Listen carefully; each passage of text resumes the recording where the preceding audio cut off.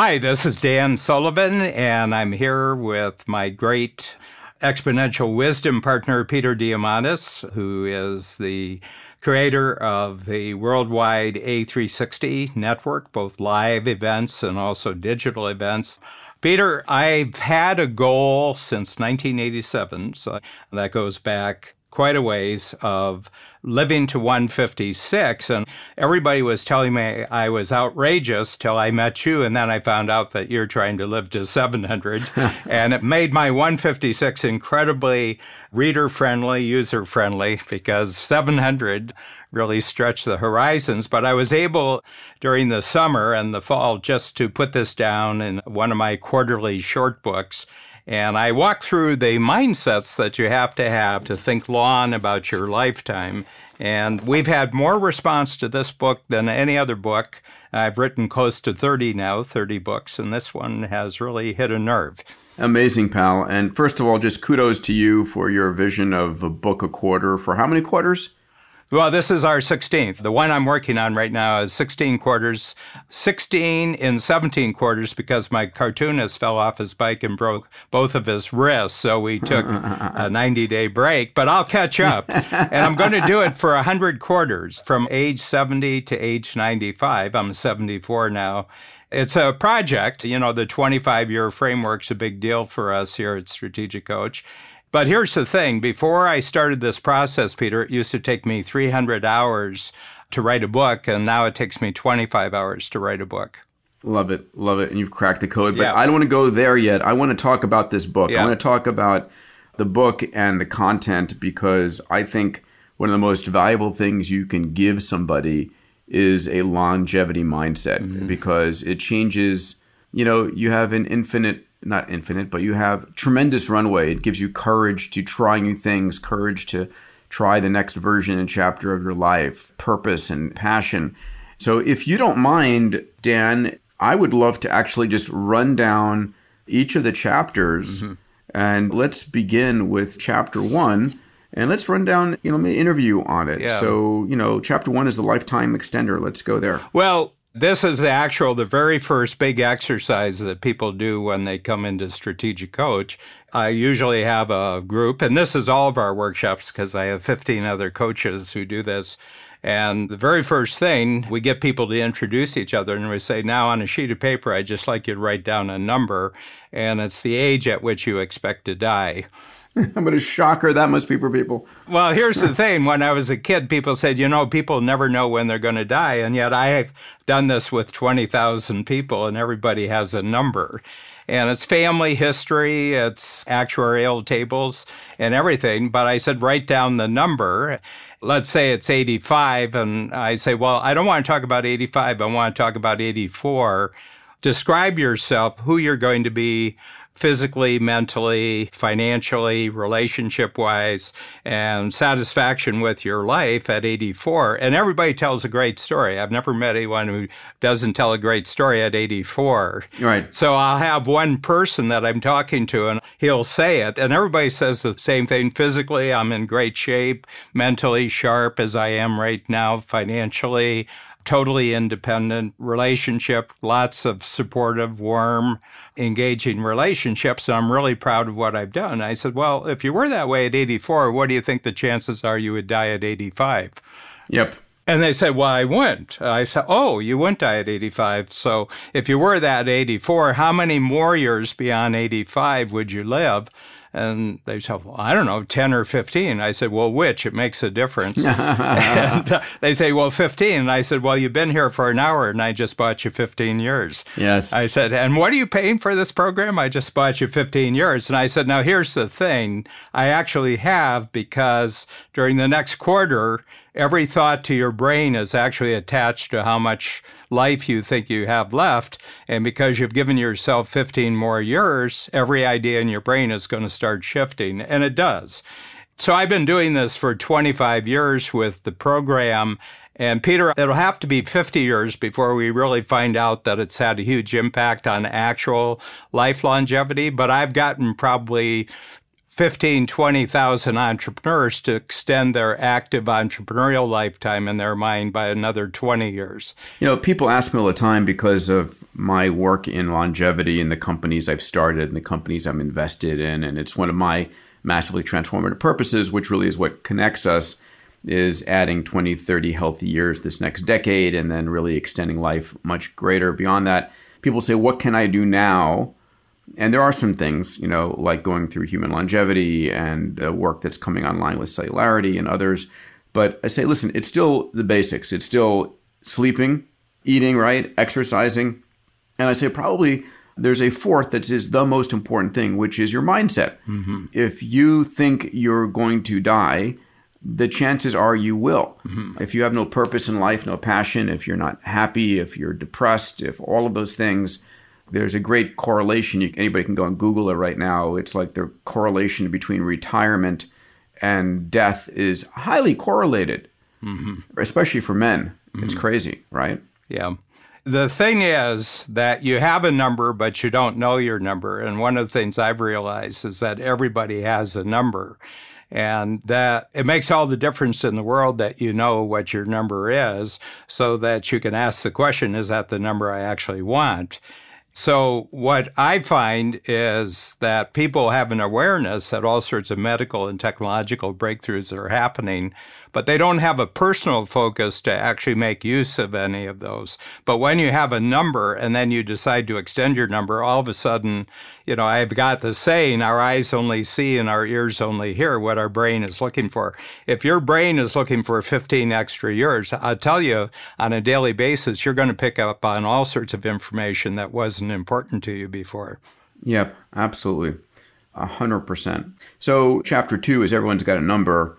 And that number in the back of your head is doing a job on you, right? Yeah. If your parents died in their 60s or 70s and you're entering your 70s, it's like you're beginning a mental wind down process. You're doing less, you're less engaged, you're not taking as good care of yourself, you're not exercising as much because you say, why should I? I've only got a few extra years, and it just erodes. Yeah, and I think that time, is very, very negotiable if you have a reason to renegotiate. But I would say in the general setting that there's expectations. People are actually talking. I know a lot of people when they're in their 40s and 50s, they're saying, don't have the ambition I used to have, don't have the energy I used to have. If I was 30 years younger, I'd be really interested in this, but it's too late for me now. And I notice that as people get into the 40s and 50s, they have a massive amount of daily language where they're literally, Peter, talking themselves into the grave. Yeah, I'm totally there with you. Your next chapter is on ignoring others' expectations, which is all part of this, right? We talk about the importance of community. If you want to be skinny, hang out with skinny people. If you want to be in good shape, hang out with people who are in good shape. If you want to live a long life, hang out with people who have that expectation and not one of 70 and done. Yeah, and I think that we're enormously influenced, and there's massive amount of research that we live in social networks, and the optimism or pessimism about our particular network, especially around this particular issue, is really crucial to what our own personal expectations are. Peter, the next one, the chapter 4, Friends, Money, and Purpose, what I've noticed is that there are 3 factors, and I've added a 4th one because of the conversations around the book, that predispose our body to actually die. And one is, if we have the experience that the people closest to us are dying, and there are fewer and fewer of them as we go along, that tells us we don't want to be alone when there's no friends left. That's the first one. The second one is money. Is your money increasing or decreasing? And if you have a perception that the amount of money that you have to kind of do what you want and be independent is decreasing, that also tells you. It's kind of like we call them the Inuit now, but in the old days we called them Eskimos, that because there was only so much food for a community, when an elder got to the point where they were no longer doing useful work, one night they just walked out on the ice and died.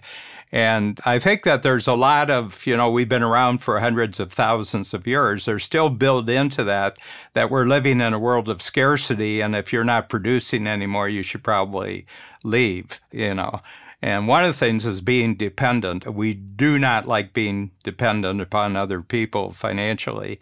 And finally, they don't have any purpose. They had a purpose when they were in their 20s, maybe in their 40s, but they've run out of purpose. And I think that's the main thing. There's just no more meaning that you're getting from your work. And I think this affects men more than it does women, because so much of the purpose of men is really tied up with their livelihood. It's tied up with how they make money. I think women are more distributed outward, and they have purposes that go way beyond being a parent, way beyond being a mother. And statistically, women outlive men. I can't agree with you more. The notion of purpose is fundamental more than people know. I mean, I was recently at the Vatican. I was there with Tony Robbins, and I asked the gathering of physicians and scientists. It was a conference on longevity. And I asked the question of who here would love to live to 120? And I expected everyone to shoot their hands up into the air. And of course, only about a third did. And I was shocked. And of course, part of it is our perception of what 120 looks like. It's feeble and dependent and so forth. The other is a conversation that I'm still dealing with, which is that what am I going to do? What will I do with my life if I live that long? It's like, really? It's like, holy shit. It's like the most exciting time ever to be alive. It's like, you could go to the moon, go to Mars. You could learn about live in all these virtual worlds, play the top video games, whatever it is. It's like, wow. Oh, my goodness. Tell them the great line you had. This is one of the all-time great lines that you've come up with. The session that I was on with a rabbi, a cardinal, an elderman, and Francis Collins, the head of the NIH, and myself, and the panel was on the morality of immortality. And I said, hold it. We should also discuss the immorality of mortality. And one of the interesting takeaways was the notion that with the rabbi who opened up said, listen, in the Bible, yes, humans started with a life of 700 years. Then humans did something really bad, whatever it was, and God said, you shall have no more than 120 years. So that was biblically the accepted lifespan of 120. I'm going, well, listen, that's a great starting point. Let's begin with 120, and then I'll negotiate after that. I said, I feel like I'm being gypped by 30 years typically. There's kind of, what's it called? The number of times that cells can reproduce. The Hayflick limit. The Hayflick, yeah. And it's around 120, which I find really interesting that the number is only one person we have historically recorded. I mean, we have lots of tales from places where they don't keep records. But a woman in France died about 10 years ago, and she was 122 and a half. But she was the first person to actually, where we have the record of her birth, and have evidence of her entire lifetime. She had 120, 121, 122. But there's a lot more people getting to 110. I think it's 80,000 in the United States are above 100. So we're starting to get critical mass research on what it is that makes these people anomalies. And so that's one of the big projects that human longevity is really doing. You're able to crunch numbers from all the... Exactly. What are the outliers? What are the anomalies telling us? Not what the average tells us, it's what the anomalies tell us. Well, we don't know yet, but what we're learning is some of the important fundamentals.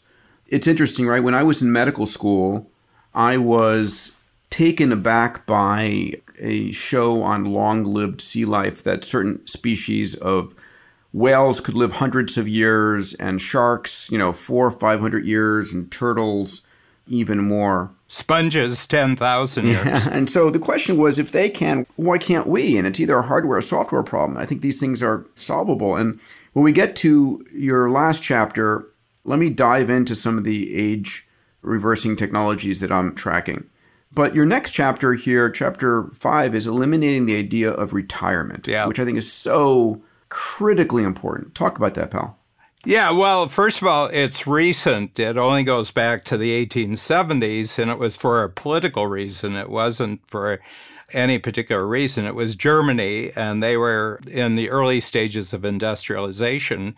And they had a problem with, revolutions in Europe, political revolutions, and they found it was unemployed young men. That's always the problem if you have political revolutions. And they said, well, we have to create a device to get the older workers out of the factories so we can create an opening for the young people to get in. And it was strictly for political reasons. So they gave a payoff, a retirement fund to encourage the older workers to get out. Now, that was 1870s. The U.S. didn't pick up on it until the 1930s. 37, I think, is the start.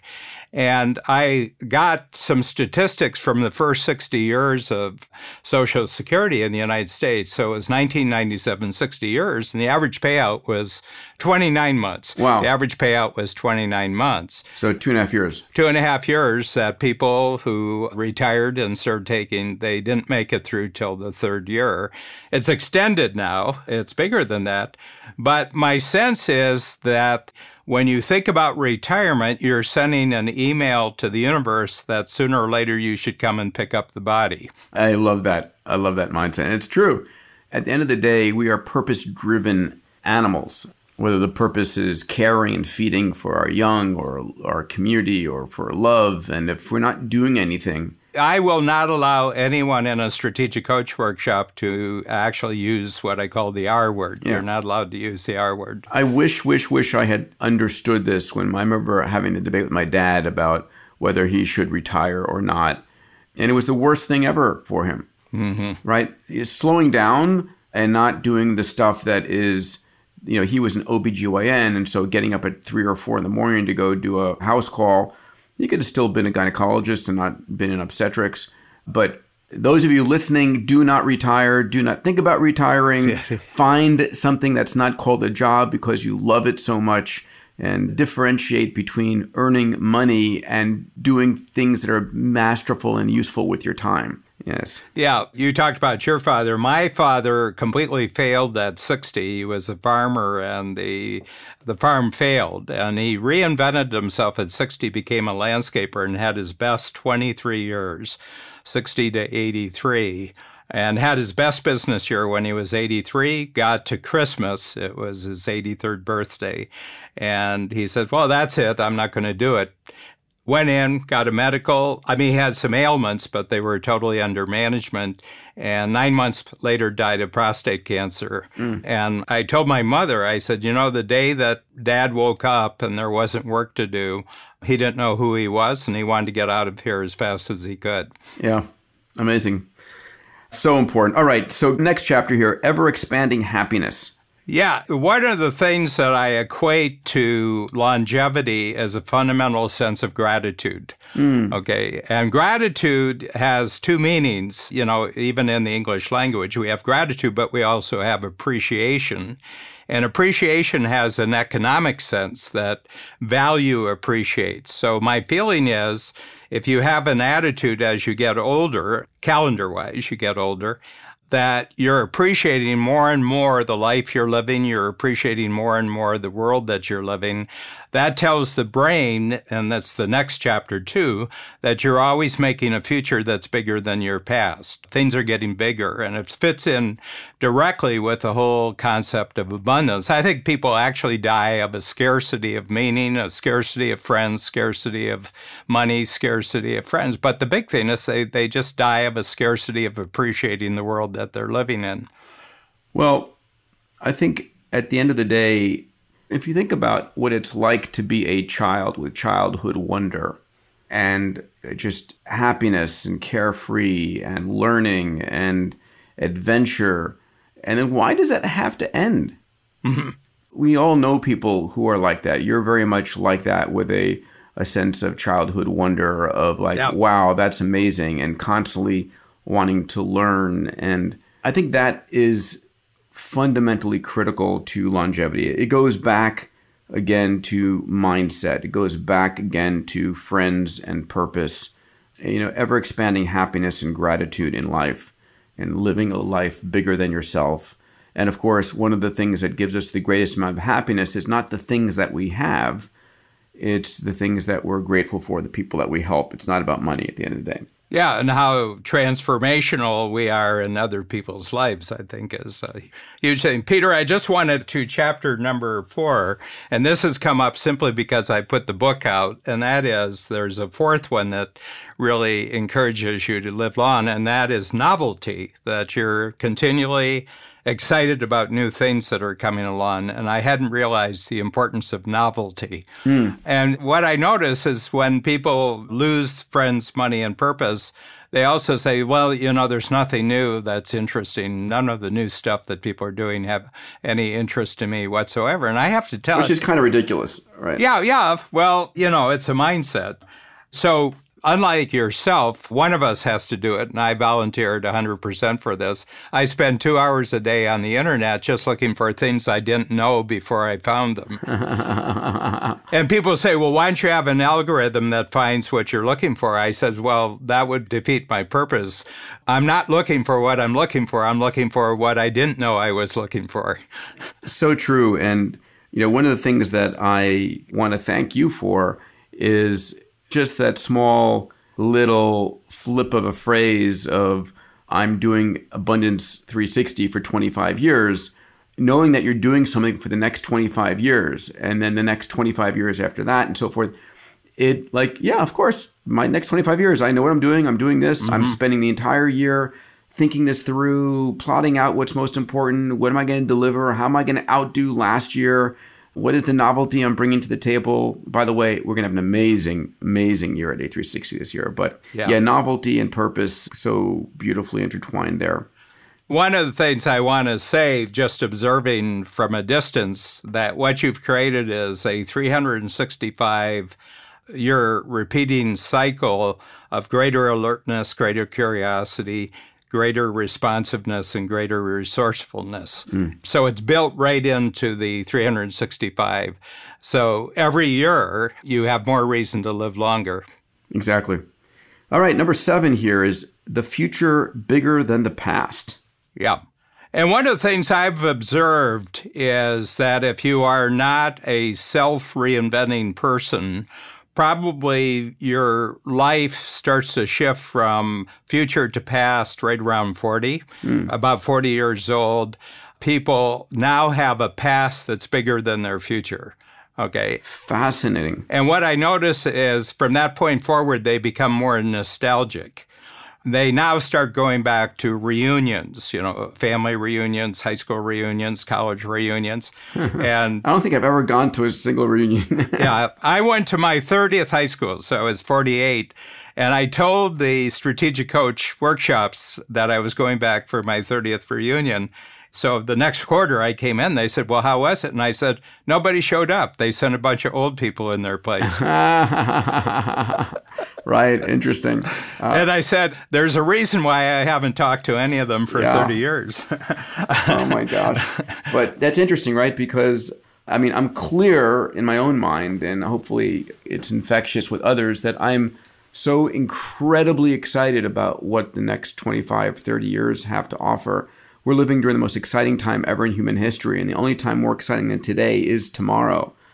And being able to realize that we're going to see permanent bases on the moon. We're going to fill some of those lava tunnels with atmosphere and give people wings so they're flying through the caves of the moon or establishing colonies and cities on Mars. I just heard the first wind from Mars. Yes. And, I was sitting there and I had several people listen and say, well, it's just wind. I said, this is the first sound we've ever had from outer space. Yeah. We've never had any sound from outer space. I said, and this is just the opening. We're going to have lots of things coming in from outer space. Yeah, amazing. Yeah, so my feeling is that this is a capability. It's like a muscle. If you don't go to the gym, you don't develop the muscle. And my feeling is, in order to have a past, all you have to do is keep breathing. That's the only skill really involved in having a past is just keep breathing. But the future has to be from the inside, and it has to be intentional. You have to create the future. Every day. Okay? And it requires work, and When something new comes in from the future, you have to reinvent who you are in the present. And quite frankly, you have to go back and change your past, too. But the conversation you were having, Peter, go back 50 years and two people talking to each other aren't having this conversation. Yeah, even if you describe this conversation and the way we were holding it right now, it would be considered crazy and insane and impossible. Okay, so my chapter 8, I'd like to put in your hands because you're every day out there discovering new things about age reversing technology, not age keeping you the way you are technology, but actually age reversing technology. And again, if you don't have the purpose, this information is not really interesting. But if you have an extension goal, you've taken your life to a further extension. You're at 85 and now you're thinking 120. All of a sudden, your eyes and ears are really out there looking for this and your brain is interested. Yep. And there's a lot going on. And so just to give a quick overview on sort of what's in the lab or what's in the FDA clinical trials in phase 1, phase 2, and entering phase 3 clinical trials right now, people should be excited about the idea of a healthy extended lifespan. So a few different things. First of all, we have to realize that for most of us, it isn't healthcare, it's sick care. That most of us are actually, you end up going to the hospital when you have a pain or a problem, and by that time, it could be too late. I fly a couple of airplanes. I have a Model S and a Model X Tesla. All those vehicles have hundreds of processors, hundreds of microsensors, measuring everything. And I don't take off or drive off if the red lights are on. I get it fixed. And then for most of us, we don't actually know what's going on in our body. So one of the companies I had co-founded called Human Longevity has a facility in San Diego. We're about to expand it nationwide. We're opening at the end of December in Naples, Florida, and in other locations, these virtual health nucleuses. We're effectively digitizing, dematerializing, demonetizing, democratizing the health nucleus on the 60s formula basis. But it's the notion that if you asked 100 people, are you worried about anything going on inside your body? Most people say, no, I think I'm fine. But we don't actually know. So the health nucleus is a facility where we digitize you. We do a full genome sequence, a microbiome. We look at 1,100 chemicals in your bloodstream. We do a full body MRI. We do a coronary CT, a lung CT, brain vasculature, brain MRI. And incredibly, the numbers are pretty incredible that in 14.4% of patients who come in, we find something that they need to take immediate action on, which is an amazingly large number. In 40%, we find something that is of long-term importance to your healthcare. So in 2% of people, we find aortic or brain aneurysms. 2 out of 100 people have an aneurysm they don't know about. 2% have tumors or high-grade cancer. 3.4% have a cardiovascular issue, bundle branch block or atrial fib or something like that. Anyway, and so the goal is people say, well, I don't want to know. And that's bullshit. Of course you want to know, and you want to deal with it immediately. Obviously, we don't catch everything, but for a large percentage of people, we do find something that they need to take immediate action on.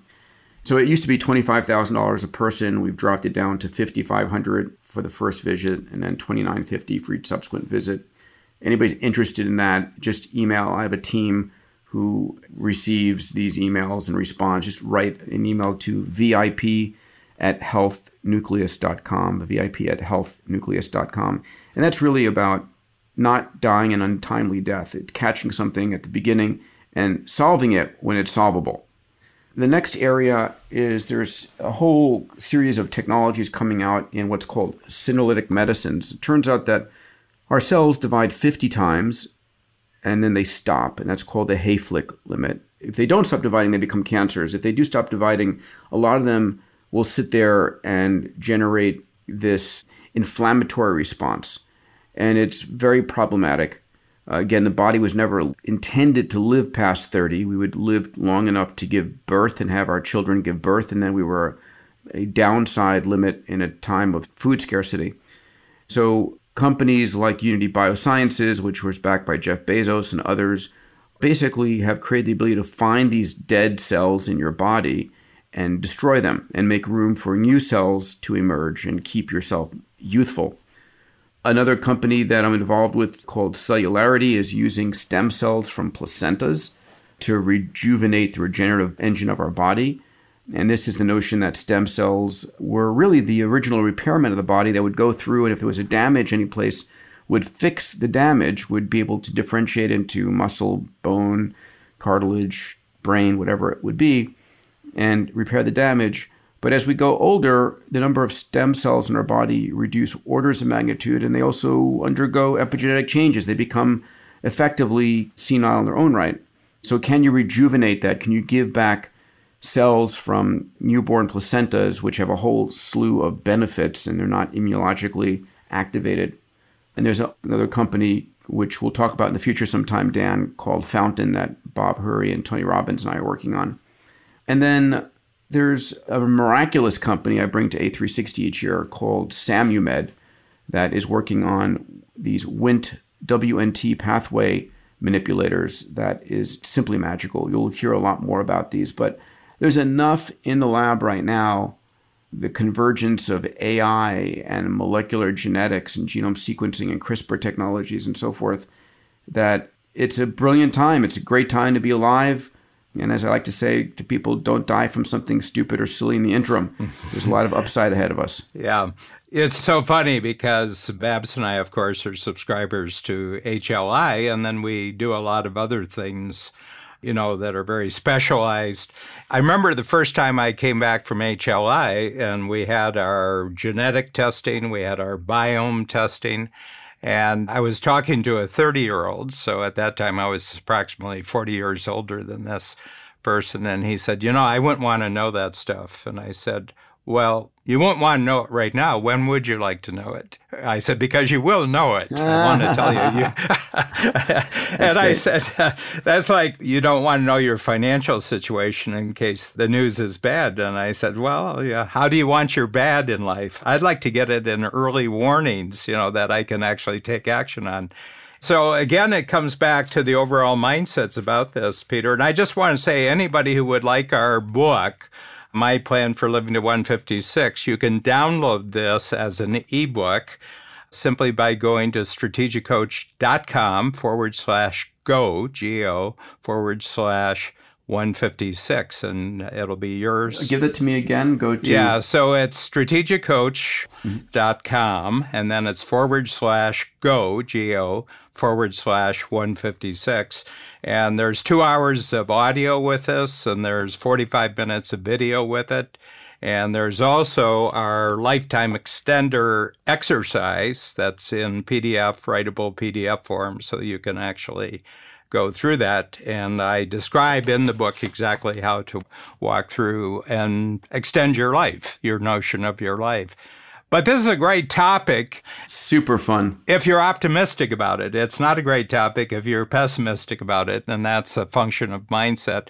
But, we've talked about this from day one, and it actually showed up in your book, Abundance, before I ever met you. We have an abundance of everything else that's taking place day by day just because of the convergence forces that you talk about all the time. But the one greatest scarcity that most people have is the scarcity of life. Yes. Scarcity of lifetime, Yeah. Scarcity of lifetime. Yeah, and we're all born with the same 24 hours in a day, 7 days in a week, 365 days in a year. And it's how we use that time that gives us time abundance. Instead of going to the library, you can now Google and get back, an hour of your day. Instead of, if you want to fly privately, you can save your time going through LAX or JFK Airport, which slays me. And the ultimate time addition and time multiplier is going to be adding an extra 20, 30 healthy years. And by the way, when you add those extra 20 or 30 healthy years, what you're actually doing is you're buying yourself another 20 or 30 years of research and development by top scientists around the world who will learn how to add another 20 or 30 years on top of that. Our mutual friend Ray Kurzweil and Aubrey de Grey calls that longevity escape velocity, that for every day you're alive, After a certain point, science is adding more than a day to your life. Well, pal, I love this subject. There is another subject I want to talk to you about, which I find extremely compelling, which is, one of the things that makes life full of joy and full of gratitude is hanging out with great people in your business. If you've got lousy people who you don't enjoy working with, there's no way you want to extend your life. That might also be true for your spouse. So one of the things to think about is, how do you hire amazing people? Mm-hmm. I'm blessed by my team at Abundance 360. I see your team at Coach as amazing, as an aspirational goal. These individuals who have been with you for 10, 20, 30 years. So if you don't mind, maybe we'll do a dive into how to hire amazing people as the next topic. That's a great topic. And actually, the last 6 months have been a huge breakthrough for us. So we've developed some entirely new concepts and tools that really make the process much more certain at the beginning and makes it much faster to have people, great people, attract great people and have them hit the ground running. Great. All right. See you on the next adventure. Take care.